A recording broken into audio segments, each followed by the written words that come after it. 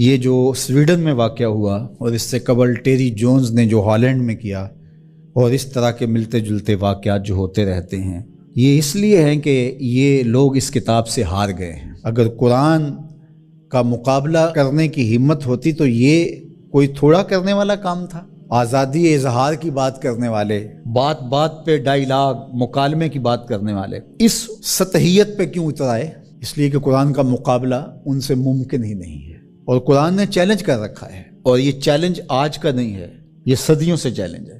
Challenge یہ نہیں کیا گیا کہ بڑی صورت لے کر آؤ، 3 آیات پر مشتمل ایک صورت ہی لے آؤ، نہیں لا سکے۔ تیرے سامنے یوں دبے لچے فصحا عرب کے بڑے بڑے، کوئی جانے کے منہ میں زبان نہیں بلکہ جسم میں جان نہیں۔ جب قرآن کا چیلنج قرآن میں موجود ہے اور وہ اس محدود زمانے کے لیے نہیں تھا، قیامت تک ہے کہ صرف 3 آیتیں لے آؤ اس قرآن کے مقابلے میں اور سب جمع ہو جاؤ، وقت بھی جتنا مانگتے ہو، قیامت تک تمہارے پاس وقت ہے۔ تو اگر یہ کام نہیں کر پا رہے اور کتاب رحمت قرآن مجید کے نسخے کو توہین کا نشانہ بناتے ہیں، تو اس کا مطلب سیدھا سیدھا یہ ہے کہ یہ شکست خوردہ لوگ ہیں۔ یہ جو مکالمے کی اور ڈائیلاگ کی بات کرتے ہیں، یہ صرف زبان سے اور منہ سے کرتے ہیں۔ آزادی اظہار کی بات کرتے ہیں تو 1450 سال قبل کی کتاب کو برداشت نہیں کر رہے، تو آزادی اظہار کس کا نام ہے پھر تمہارا؟ تو یہ شکست خوردہ لوگ ہیں، قرآن سے شکست کھا گئے، اور انہوں نے ان اپنی حرکتوں سے بتایا ہے کہ ہم قرآن کا مقابلہ نہیں کر سکتے۔ جب دلیلیں ختم ہو تو گالیاں دی جاتی ہیں، جب بات کرنا نہ آئے تو گریبان کو کوئی پکڑتا ہے۔ تو قرآن مجید کے ساتھ اہانت امیز سلوک اس بات کی دلیل ہے کہ آج دنیا قرآن کا مقابلہ کرنے سے قاصر ہے، جس طرح ماضی میں قاصر تھی، اور قیامت تک اس کا معاوضہ ممکن نہیں ہے۔ اور جب معاوضہ ممکن نہیں ہوگا تو اوچی ہتھ کنڈے ہوں گے اور اس طرح کی نیچ حرکتیں ہوں گی۔ لوگوں نے لوگوں کے ساتھ لڑائیاں کیا، بھلا کسی نے کتابوں کو بھی جلایا ہے، کسی نے کتابوں کی بھی بے حرمتی کی ہے، کبھی ایسا بھی ہوا ہے؟ اور آج جو مغرب کے قصیدے پڑھتے پھرتے ہیں، یہ ان مکروہ چہروں کو دیکھیں۔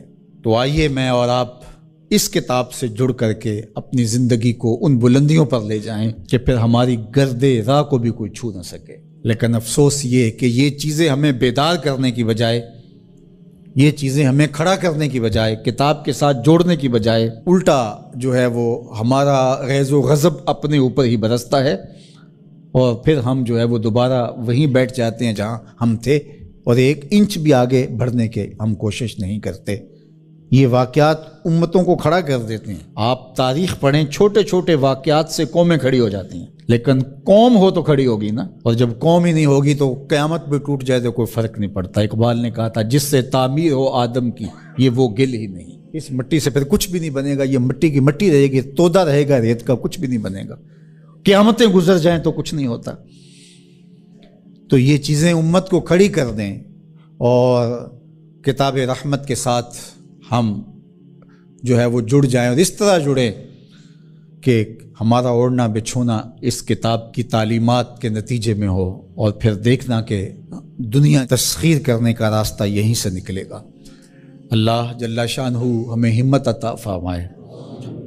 اگرچہ ہمارا دل بہت دکھا ہے اس معاملے کے اندر، اور اس وقت پے در پے ایسے واقعات ہوتے ہیں کہ ہمارا دل زخمی ہوتا ہے، لیکن ہم اس کا کیا کر سکتے ہیں جب تک ہمارے پاس قوت نہیں ہوگی، شوکت اور حشمت نہیں ہوگی۔ مغلوب قومیں سوائے پیچ و تاب کے اور کیا کر سکتی ہیں؟ غالب قومیں جو ہیں وہ فیصلے کرتی ہیں، اور فیصلے ہی نتیجہ خیز ہوتے ہیں۔ تو جب تک ہم قوم نہیں بنیں گے، امت نہیں بنیں گے، اس وقت جو ہے وہ ہم اسی صورتحال میں رہیں گے، اور ہمارا وجود جس طرح زخمی ہے، تشتت کی وجہ سے جسم زخمی ہے امت کا، کہ ہم 72-73 گروہوں میں بٹے ہوئے ہیں، اور دشمن اس پہ بہت خوش ہے، اس لیے کہ اس سے اس کو فائدہ پہنچ رہا ہے، اور ہم آپس میں الجھ کر کے اپنی طاقت کو ایک دوسرے کے اوپر ضائع کر رہے ہیں۔ دوسری جانب ہم جغرافیائی تقسیمات پر یقین اس قدر پختہ رکھ لیا ہے، جو ایک مغرب کی سازش تھی۔ جب سلطنت عثمانیہ ٹوٹی تھی، عرب ممالک کو ٹکڑیوں میں بانٹ دیا گیا، اور باقی ممالک کو جو ایک وحدت تھی امت کی، اس کو تقسیم کر دیا گیا، اور یورپ یونین 27 ممالک کے اوپر خلافت سے تصور دے کے دوبارہ جڑ جاتے ہیں۔ وہ بکھرے ہوئے جڑ کر کے اپنا مشترکہ دفاع، مشترکہ کرنسی اور یہ ساری چیزیں بنا کے تو وہ باقاعدہ 27 ملک جڑ جاتے ہیں، 50 ریاستیں امریکہ کی ہیں جو جڑی ہوئی ہے اور ایک وحدت ہے۔ تو امت مسلمہ کو ٹکڑے ٹکڑے کر دیا، اور آج دیکھیے کہ ان ملکوں کی باہم لڑائی سے شام کا کیا حال ہو رہا ہے اور یمن کا کیا حال ہو رہا ہے۔ بلکتے ہوئے یتیموں کے آنسو پوچھنے والا کوئی نہیں ہے، سب کو اپنے مفادات سے غرض ہے۔ اور یہ امت اس وقت جس طرح زخم خوردہ ہے اور جس اذیت میں مبتلا ہے، کیا کہا جائے اور کیا بولا جائے۔ ہمارا دیش تو اسلام تھا، چاہے کسی بھی خطے میں رہنے والے ہوں، کسی بھی گوشے کے بسنے والے ہوں، لیکن ہماری شناخت علاقے بن گئے، جغرافیہ بن گیا، جبکہ ہماری شناخت علاقے اور جغرافیہ نہیں تھا، ہماری شناخت دین تھا۔